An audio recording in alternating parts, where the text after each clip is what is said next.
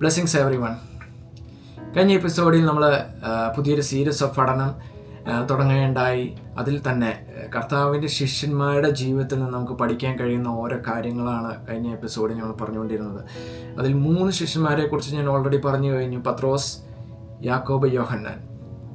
ഇന്ന് ഞാൻ പറയാൻ ആഗ്രഹിക്കുന്നത് അന്ത്രയോസിനെ കുറിച്ചാണ്.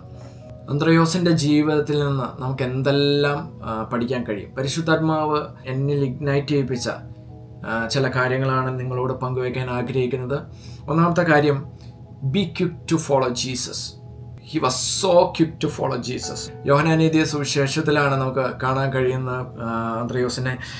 അവിടെ നമുക്ക് മനസ്സിലാക്കാൻ കഴിയും, അന്ത്രയോസ് വാസ്തവത്തിൽ ജോൺ ദ ബാപ്റ്റിസ്റ്റിൻ്റെ അല്ലെങ്കിൽ ആ പ്രവാചകന്റെ ഒരു ശിഷ്യനായിരുന്നു. ആ പ്രവാചകന്റെ ശിഷ്യനായിരിക്കുമ്പോൾ തന്നെ അതിന് 35 മുതൽ വായിക്കുമ്പോൾ കാണാം, യേശു പോകുന്ന കണ്ടിട്ട് പ്രോഫിറ്റ് ഇങ്ങനെ പറയുന്നത് കണ്ടു, ഇതാ ദൈവത്തിന്റെ കുഞ്ഞാട് എന്ന് പറഞ്ഞു. അവൻ പറഞ്ഞത് ആ 2 ശിഷ്യന്മാർ കേട്ട് യേശുവിനെ അനുഗമിച്ചു. യോഹന്നാൻ പറഞ്ഞത് കേട്ട് അവനെ അനുഗമിച്ച 2 പേരിൽ ഒരുത്തൻ ശീമോൻ പത്രോസിന്റെ സഹോദരനായ അന്ത്രയോസ് ആയിരുന്നു. Behold the lamb of God. ഇങ്ങനെ ഒരൊറ്റ കാര്യമേ പറഞ്ഞുള്ളൂ. ഈ ഒരു വെളിപ്പാടാണ് അന്ത്രയോസിന് കിട്ടിയുള്ളൂ. പക്ഷേ യേശുവിനെ അനുഗമിച്ചു. ആ ഒരൊറ്റ വാക്കിൽ നമുക്കൊക്കെ എത്രയോ കാര്യങ്ങൾ യേശുവിനെ കുറിച്ച് കർത്താവ് വെളിപ്പെടുത്തി തന്നിരിക്കുന്നു. നിങ്ങൾക്ക് വെളിപ്പെടുത്തിയിരിക്കുന്നു. ദൈവവചനത്തിൽ നിന്ന് അനുസരിക്കേണ്ട കാര്യങ്ങൾ വെളിപ്പെടുത്തി തന്നിരിക്കുന്നു. നമുക്ക് ഓരോരുത്തർക്കും സ്നാനപ്പെടണമെന്ന് ദൈവത്തിൻ്റെ വചനം പറയുന്നു. Be quick, do not hesitate, be very quick to obey the word of God. രണ്ടാമത്തെ കാര്യം, he led others to Christ. ഉടനടി തന്റെ സഹോദരനായ ശീമോനെ ആദ്യം കണ്ട് അവനോട്, ഞങ്ങൾ മശിഹ എന്ന് വെച്ചാൽ ക്രിസ്തുവിനെ കണ്ടെത്തിയിരിക്കുന്നു. ശീമോനെ യേശുവിലേക്ക് ഇൻട്രൊഡ്യൂസ് ചെയ്തത് തന്റെ സഹോദരനായ അന്ത്രയോസ് ആയിരുന്നു. True discipleship is all about sharing what we understand, sharing Christ with our family and friends.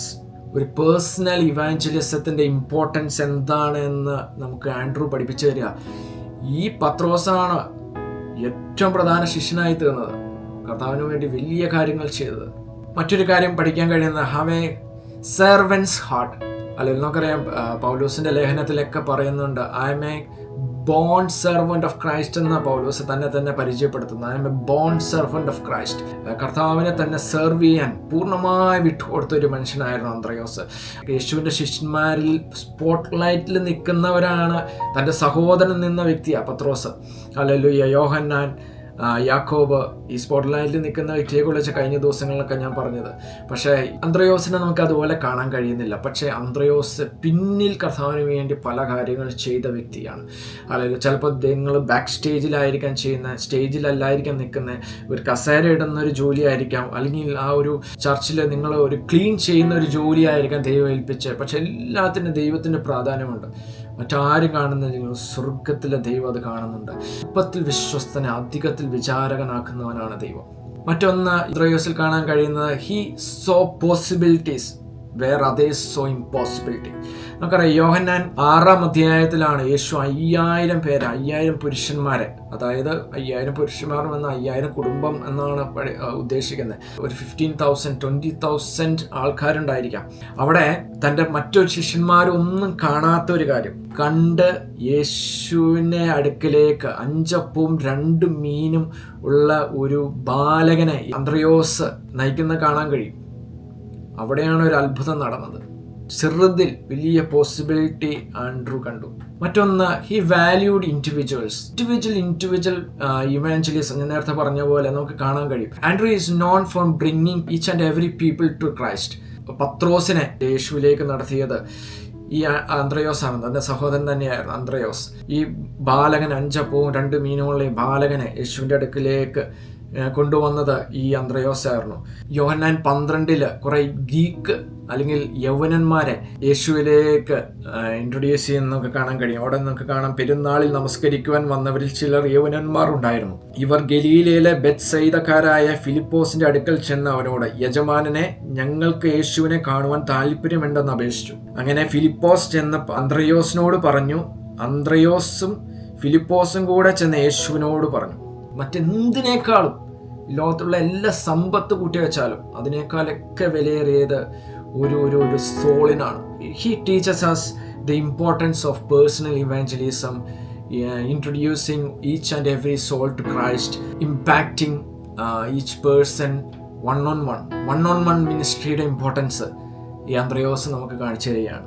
മറ്റൊന്ന്, ഫെയ്ത്ത് ബിയോണ്ട് ഹിസ് ബാക്ക്ഗ്രൗണ്ട്. അദ്ദേഹത്തിൻ്റെ ബാക്ക്ഗ്രൗണ്ട് ഒരു മീൻപിടുത്തക്കാരനായിരുന്നു പത്രോസിനെ പോലെ. പത്രോസും ഇദ്ദേഹമൊക്കെ ഒരു മീൻപിടുത്തക്കാരായിരുന്നു. യോഹന്നാനും യാക്കോബും ഓൾമോസ്റ്റ് മിക്കവരും കർത്താവിൻ്റെ ശിഷ്യന്മാർ മീൻപിടുത്തക്കാരായിരുന്നു. പക്ഷേ യേശു അവനെ വിളിച്ചപ്പോൾ തന്നെ ഹല്ലേലൂയ സ്തോത്രം, അതെല്ലാം വിട്ട് യേശുവിൻ്റെ കൂടെ യേശുവിനെ അനുഗമിക്കുന്ന ഹല്ലേലൂയ സ്തോത്രം അന്ത്രയോസിനെയൊക്കെ നമുക്ക് കാണാൻ കഴിയും. He was so quick to Jesus call. ഒരു അന്ത്രയോസിനെ പോലെ, ഒരു പത്രോസിനെ പോലെ. കഴിഞ്ഞ ദിവസങ്ങളിലെല്ലാം പത്രോസിനെ കുറിച്ച് പറഞ്ഞു. പത്രോസിൻ്റെ ജീവിതം നിങ്ങളൊന്ന് പഠിക്കുക.